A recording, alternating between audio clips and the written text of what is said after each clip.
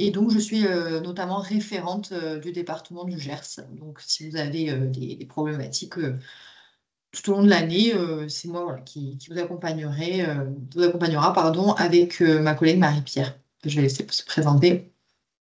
Donc bonjour, donc Madame Tézan, je suis animatrice territoriale généraliste pour le département du Gers. Voilà, donc si vous avez des questions par rapport aux outils qui est porté par le grade e-santé Occitanie, n'hésitez pas à revenir vers moi. Voilà. Et de mon côté, donc, je suis Émilie Doga, chargée de projet santé au sein du DAC. Et donc, nous sommes heureux aujourd'hui d'accueillir e-santé Occitanie et plus précisément l'équipe Via Trajectoire. Donc, merci. Voilà, donc ce petit webinaire aujourd'hui pour vous présenter Via Trajectoire pour les médecins libéraux. Vous n'hésitez pas, hein, tout au long de la présentation, si vous avez des questions, des choses que vous ne comprenez pas, vous m'interrompez, c'est le but d'aujourd'hui. On est très peu, donc on va pouvoir échanger plus facilement. Donc, rapidement, le contexte Via Trajectoire. Alors, Via Trajectoire, c'est un outil qui est national aujourd'hui, qui est utilisé du coup sur toute la France, sur toutes les régions.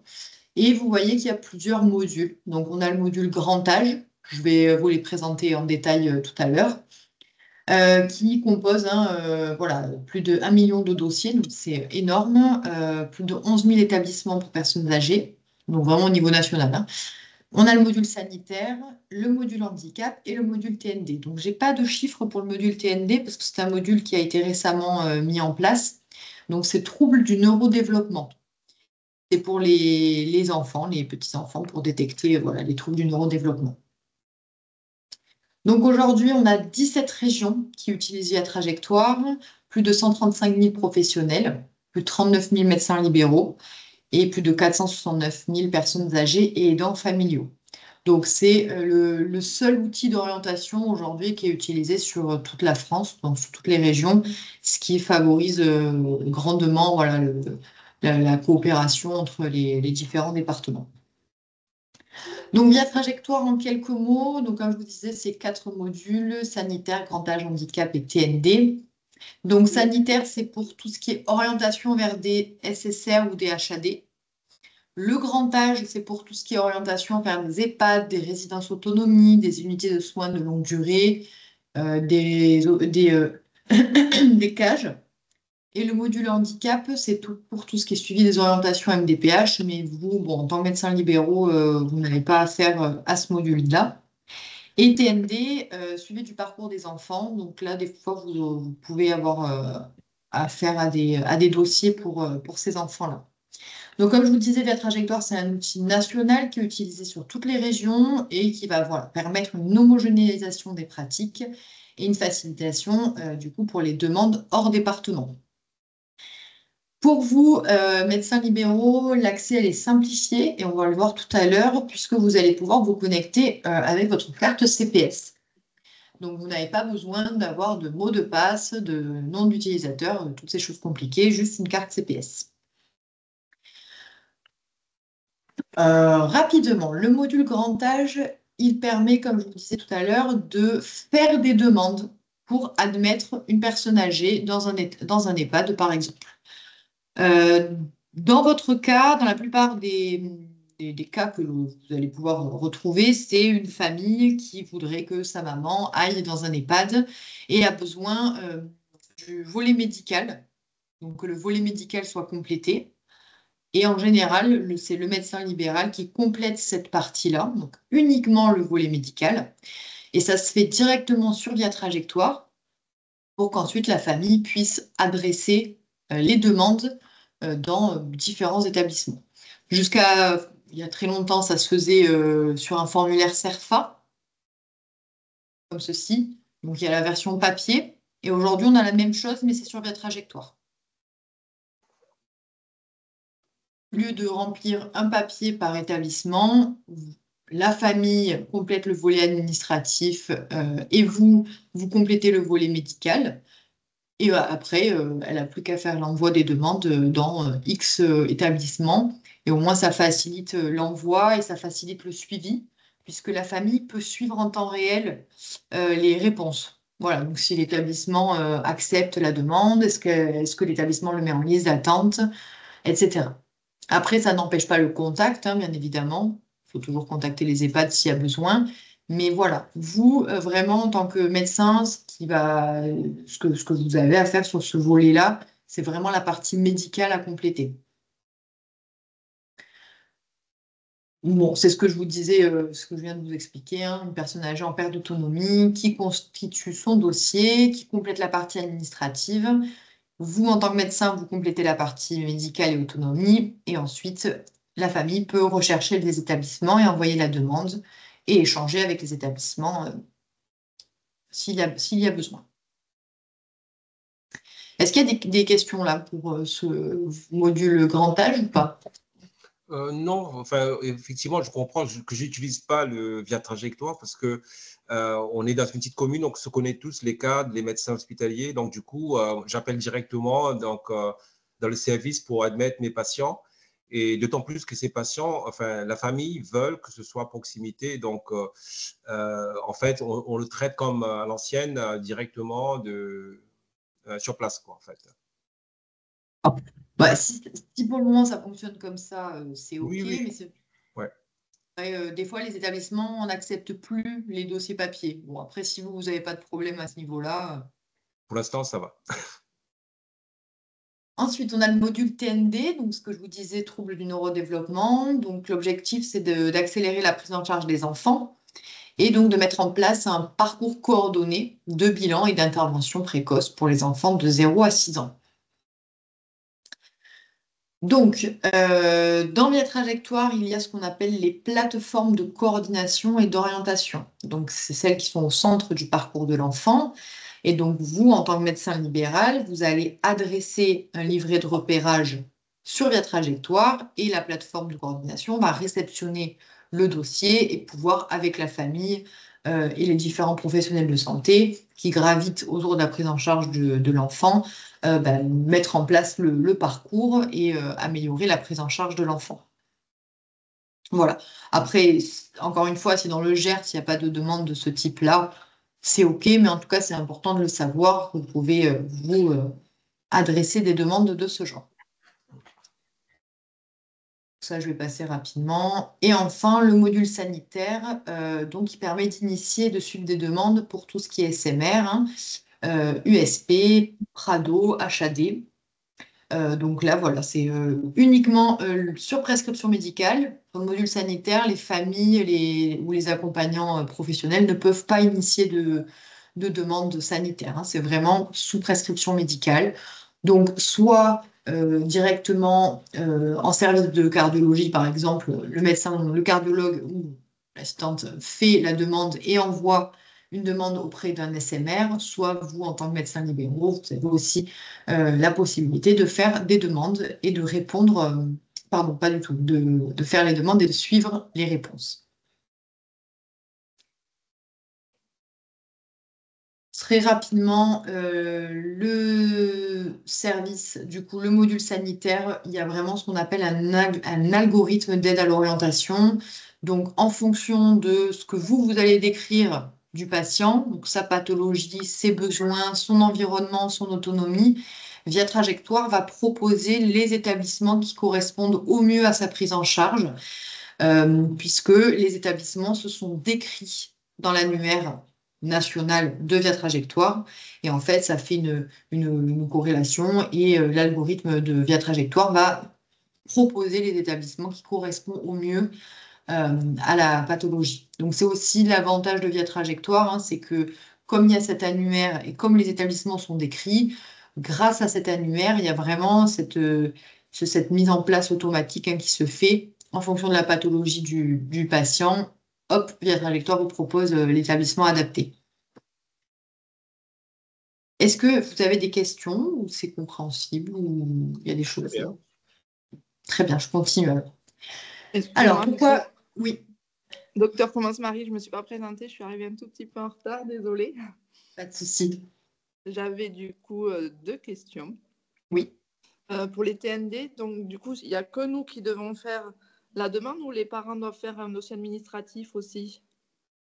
Alors, vous, c'est vraiment sur la partie médicale. Après, la famille, en général, a un dossier administratif Ah. déjà de fait. Mais du coup, parce que enfin, moi, je vais avoir le cas là pour une petite patiente. Donc, du coup, je rentre le dossier sur Via Trajectoire et après, je dis aux parents de le faire ou c'est Via Trajectoire qui va les contacter Non, non, non, c'est vous sur la trajectoire. Je vais vous le montrer tout à l'heure.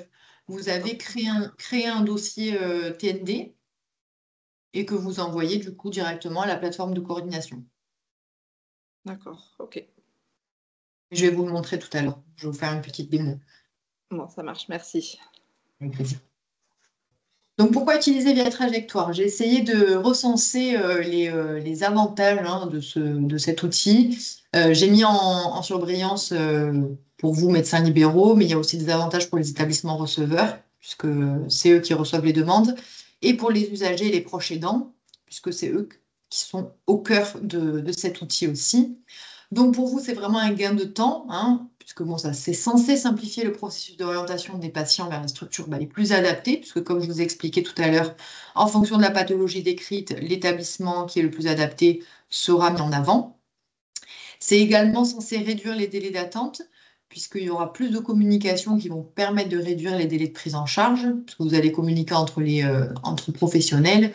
Et avec du coup les capacitaires qui sont renseignés dans Via Trajectoire, on a en direct en fait le nombre de places disponibles, le nombre de patients réellement entrés, ceux qui sont sortis, etc.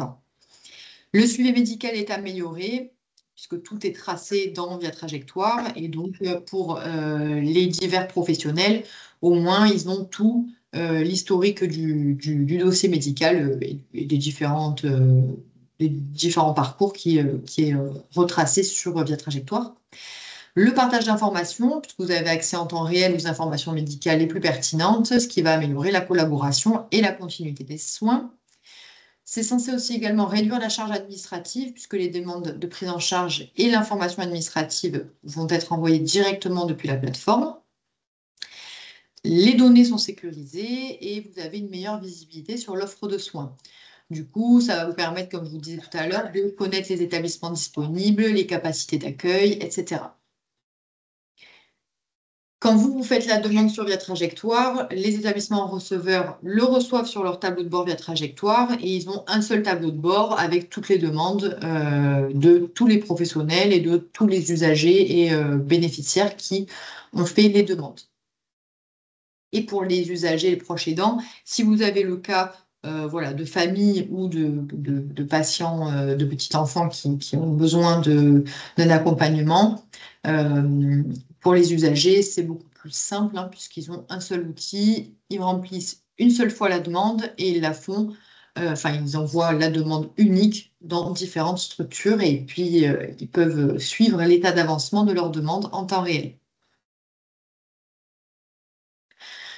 Je vous ai mis quelques données chiffrées dans le Gers pour vous montrer quand même que vous êtes un bon département. Donc, sur 2024, il y a 979 dossiers qui ont été créés, donc tout module confondu. Hein. Ça représente 61 médecins libéraux, pardon, il y a une faute, du Gers qui ont validé les volets médicaux pour 135 dossiers, dont ils ont été nommés médecins traitants. Donc, ça veut dire que sur 135 dossiers qui ont été initiés par des familles ou des usagers pour entrer en EHPAD, par exemple, 61 médecins du Gers ont complété du coup ce volet médical. 442 dossiers ont été créés par un particulier, donc c'est quand même énorme. Et donc, selon l'assurance maladie, il y a 139 médecins généralistes dans le Gers, ce qui fait qu'il y a aujourd'hui 63% des médecins du Gers qui sont connectés au moins une fois via Trajectoire. Donc, ce sont quand même des chiffres encourageants, mais qui restent à améliorer. Alors, comment se connecter? Donc ça, c'est quand même la partie la plus intéressante pour vous. Donc normalement, vous avez tous un lecteur carte CPS et une carte CPS. Est-ce que vous voulez qu'on le fasse en direct? Oui. Et Madame le docteur Coumans, vous êtes déjà connecté ou pas? Oui, je me suis déjà connectée. Alors, je ne peux pas le faire moi en direct, là, c'est vous qui le faites du coup? Je ne suis pas au cabinet Alors, médical. là, je vais juste vous montrer les différentes étapes, mais voilà. Enfin, vous aurez le support de toute manière, donc vous pouvez le faire D'accord. en direct. Et si vraiment vous avez des difficultés, comme je vous ai dit, hein, vous prenez contact avec moi et on le fera en direct.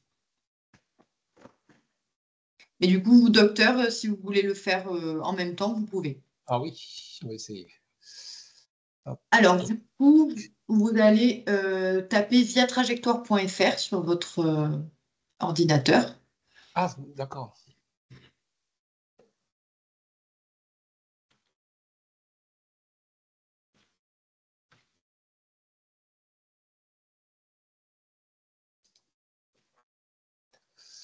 Ok, donc 4 CPS, c'est bon, c'est bon. Voilà.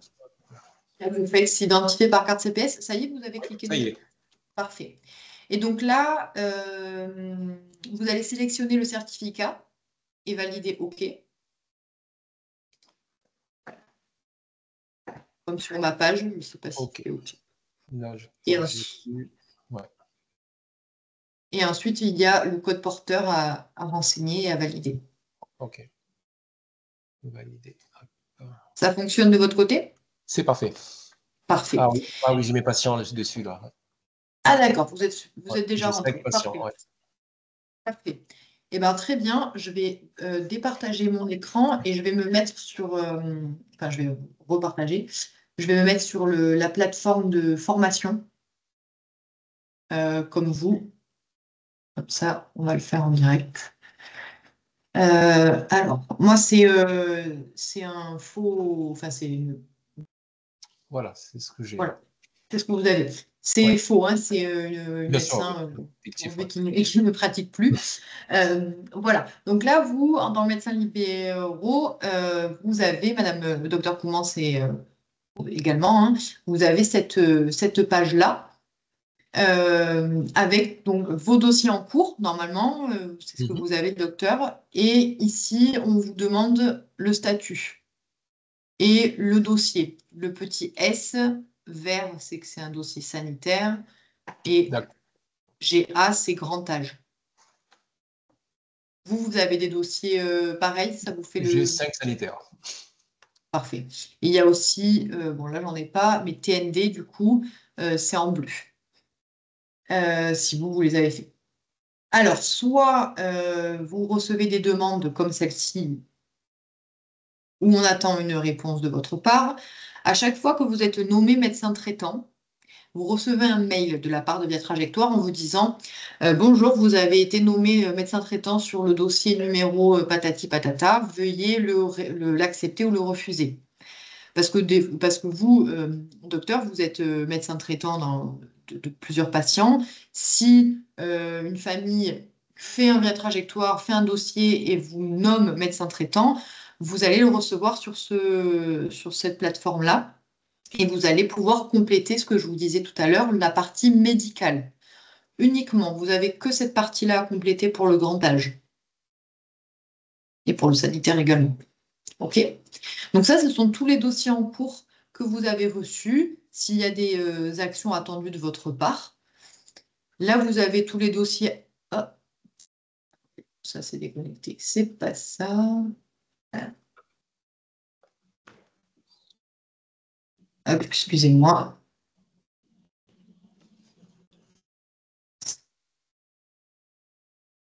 Mince, mince, c'est la joie du direct.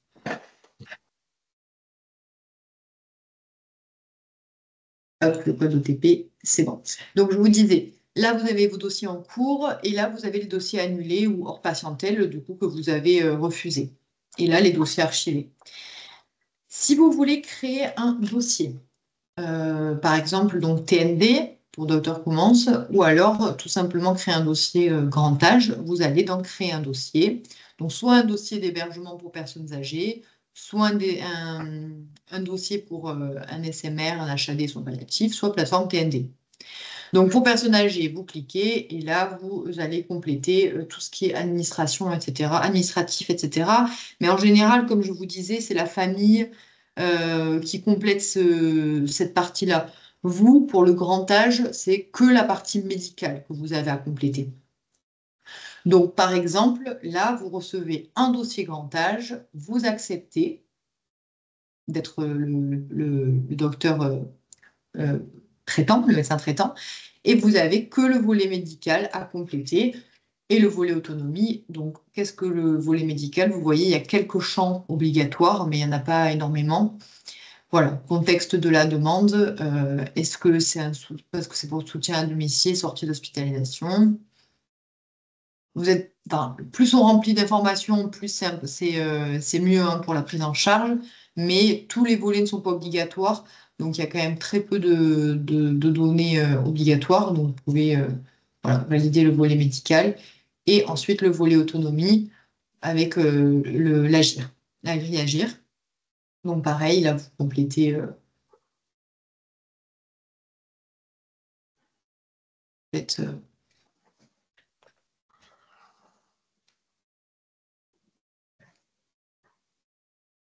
évaluer, cocher, je valide, et voilà. Et donc, vous avez fait votre job. Vous avez complété le volet médical, le volet autonomie, et après, la famille, elle reprend la main dessus et elle envoie les demandes. Docteur Koumans, du coup, pour le dossier plateforme pour le TND, est-ce que vous êtes là? Oui, oui, oui, je suis là, pardon. Pas de souci. Donc, du coup, vous avez créé un dossier ici, plateforme TND. D'accord. Je n'ai pas fait encore. Hein, Si ça veut, bien. Et là, vous avez voilà, différents champs à compléter. Donc, tout simplement, voilà, le licence, voilà, la date de naissance. Alors, sachant que là, ça y est, dans le Gers, les plateformes TND occupent également pour le 7-12 ans. Donc, 0-6 ans et 7-12 ans. Donc, je ne sais pas voilà, quel âge les enfants, mais ça y est, maintenant, on a des plateformes 7-12 ans. Donc, ça, c'est une très bonne nouvelle. Non, 2000, c'est un peu grand.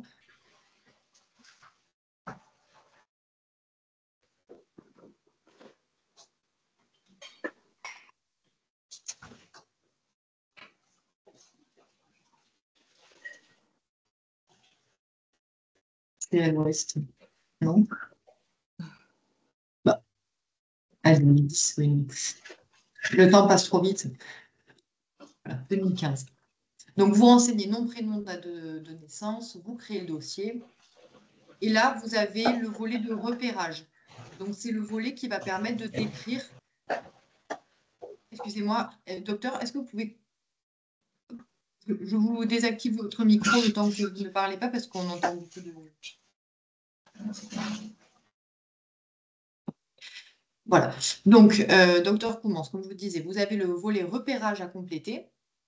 Donc, tout ce qui est facteur de risque et développement précoce de l'enfant. Donc, voilà, ça, ce sont des éléments obligatoires à compléter. Est-ce que, voilà, des facteurs de risque périnatal au sens de recommandation de l'HAS, des antécédents de troubles neuro. Là, je vais mettre non pour aller plus vite, mais ce sont des informations à compléter. Si vous mettez oui, vous pouvez préciser. Par exemple, c'est un décalage d'acquisition du langage. Après 3 ans, oui, vous pouvez préciser. Donc, ça, ce sont les facteurs de risque. Vous avez des informations concernant l'apprentissage à compléter. Hein, et tout ce qui est autre. Est-ce qu'il y a des anomalies de la vision, de l'audition, voilà, de l'orésie, voilà, une souffrance psychique, etc. Donc ça, c'est les éléments obligatoires à compléter. Et ensuite, vous avez d'autres informations beaucoup plus précises à compléter qui ne sont pas forcément obligatoires, mais bon, comme je vous disais, le mieux, c'est d'avoir le maximum d'informations parce qu'après, les plateformes de coordination, elles peuvent refuser le dossier si elles n'ont pas assez d'informations. Donc, vous validez. Hop, je n'ai pas tout complété. Bon, bon. Hop, vous validez. Et donc là, vous validez donc ce qu'on appelle le volet de repérage. Et ensuite, on va poursuivre pour faire le dossier d'adressage. Donc, l'adressage, c'est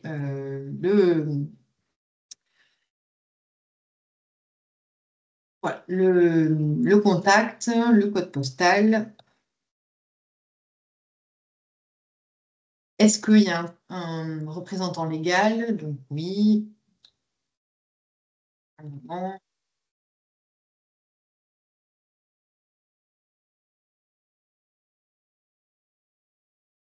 L'adresse, ajouter.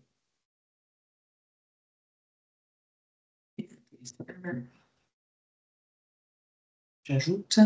Est-ce que vous avez l'accord du représentant légal? Non. Et ensuite, voilà, vous avez, je retiens de chez cet enfant, vous avez plusieurs informations, les éléments qui sont à votre disposition pour faire l'hypothèse. Pareil, ce n'est pas des champs obligatoires, mais bon, moi, je vous conseille de les compléter pour avoir le plus d'informations. Une fois que vous avez complété ce volet, là, vous avez la possibilité, du coup, d'envoyer vers la plateforme qui est adaptée, donc vers la plateforme du GERS. Donc là, moi, je suis sur une plateforme, une base de formation, donc je n'ai pas les différents PCO, mais ici, quand vous faites rechercher, ils vous mettent la PCO du 32 et vous pouvez faire envoyer. Je vais essayer de voir sur voilà.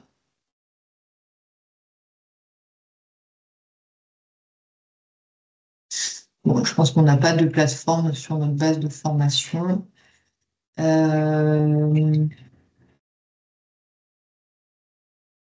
Ouais. Bon. En tout cas, vous avez ici un champ, envoyer la demande. Mais si vous n'y arrivez pas, on pourra le faire ensemble dans un second temps. Est-ce que c'est OK pour vous? Oui, très bien.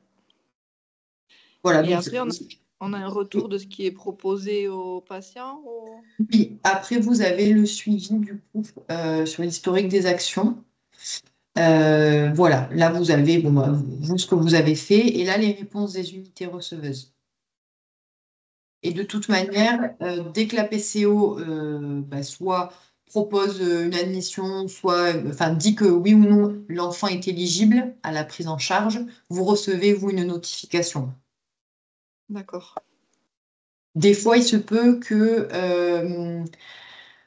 l'enfant ne soit pas éligible parce qu'il manque certains champs pas complétés ou parce qu'ils n'ont pas assez d'informations. En général, ils vous le refusent, mais ils vous expliquent pourquoi. Et vous réactivez le dossier, vous refaites l'envoi. Mais comme je vous disais, voilà, là, je ne peux pas vraiment vous montrer, mais si vous avez des difficultés, vous faites un mail à l'adresse via trajectoire et je prendrai contact avec vous et on le fera ensemble. D'accord. Voilà pour la démonstration. Donc vraiment, vous, sans parler de la partie TND qui est quand même complète puisque c'est vous qui créez le dossier. C'est un médecin qui doit créer le dossier. Pour le reste, c'est vraiment consulter la liste des patients. Donc, docteur, comme vous avez sur votre tableau de bord, et vous regardez le dossier que c'est. Vous avez juste à cliquer dessus. Vous regardez, alors pas celui-là parce que c'est ce que je viens de faire moi. Ça, c'est vous. Là, vous avez marqué vous, parce que ça, ce sont des dossiers que vous avez fait. Si vous recevez un dossier d'un établissement et que vous devez apporter une réponse, là, vous voyez que c'est référent du dossier, que c'est le CH de Perpignan. Donc, si vous recevez un dossier, vous cliquez dessus, vous regardez, oui ou non, vous complétez le volet médical, oui ou non, vous refusez la demande, mais en tout cas, apportez une réponse. Même si c'est un refus, apportez-la comme ça, voilà, la famille saura qu'elle doit changer de de médecin traitant sur la trajectoire. Hein. Parce que des fois, la famille a un médecin traitant, mais juste qui ne veut pas compléter via trajectoire ou qui ne peut pas compléter via trajectoire, et pourtant il est son médecin traitant. Voilà pour la petite démonstration. Donc je reviens rapidement voilà, sur ma présentation. Donc je vous ai mis, comme vous aurez le support, je vous ai mis tout ce que vous devez savoir sur la trajectoire. Ici, si vous cliquez sur la slide, ça vous envoie directement à une vidéo YouTube, pardon, qui va vous présenter du coup ce qui est Via Trajectoire. Là, c'est la pub. Via Trajectoire pour les médecins libéraux qui a été fait voilà, il y a quelques temps, mais qui vous explique Via Trajectoire. Hop. Ici, si vous cliquez, ça vous envoie directement à Via Trajectoire pour les médecins libéraux. Donc, ce qu'on a fait ensemble, hein, la première connexion, etc. comment j'oriente mon patient dans la structure adaptée et je peux déléguer la gestion de mon dossier. Voilà, c'est vraiment les éléments les plus importants que vous devez avoir. Et ensuite, vous avez des interlocuteurs régionaux. Donc, soit vous pouvez faire une demande à l'assistance @esanté-occitanie.fr pour avoir, voilà, on a un centre de service au grade chez Via Trajectoire. Donc, ils sont là du lundi au vendredi, qui peuvent répondre à vos questions, surtout pour la première connexion ou des problèmes techniques, les mots de passe, etc. Et sinon, je vous mets dans la conversation, parce que je ne l'ai même pas noté, donc notre adresse mail à nous. On est 4 chargés de mission sur cette adresse mail. Et donc, moi, comme je suis votre référente sur la trajectoire dans le Gers, donc c'est moi, du coup, qui serai derrière. Donc, c'est via trajectoire @esanté-du6occitanie.fr. Je vous la mets dans la conversation. Et si vous avez la moindre question ou le moindre besoin, vous pouvez écrire à cette adresse mail.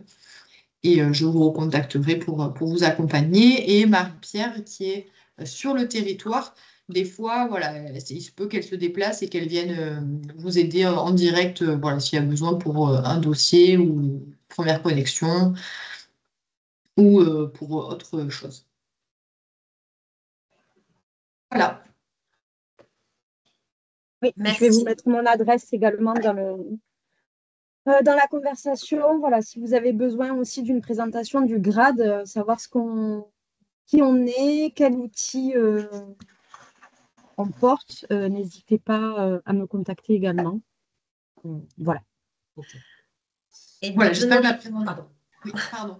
J'allais dire, de notre côté, au DAC, nous allons diffuser donc le replay de ce webinaire, hein, si des confrères ou des consoeurs sont intéressés, sur le site du DAC, sur l'espace pro. Donc, n'hésitez pas à aller le consulter. Voilà. Ok. Donc, Voilà. vous pourriez nous faire passer vos adresses mail par mail éventuellement via trajectoire, donc pour vous. Enfin, vous êtes allé. Enfin, je n'ai pas noté les adresses mail. Alors, on vous les a mis dans la conversation. Ah, Je sais pas parfait, si parfait. vous arrivez à accéder. Ok, très bien. Merci. Et de toute manière, je pense qu'Émilie diffusera C'est ça. le support. Ok, Et je très vais les bien. remettre, je vais les rajouter parce que c'est vrai que je ne les ai pas. Je diffuserai le support et sinon, Dr Tse, n'hésitez pas à me contacter si vous avez besoin Oui, d'adresses. bien sûr. Voilà. N'hésitez Ok, pas, je vous les donnerai. on fait comme ça. Merci beaucoup. Bah, merci à vous. Bonne journée. Au revoir. Beaucoup. Bonne Merci. journée. Au revoir. Au revoir. Bonne journée, au revoir.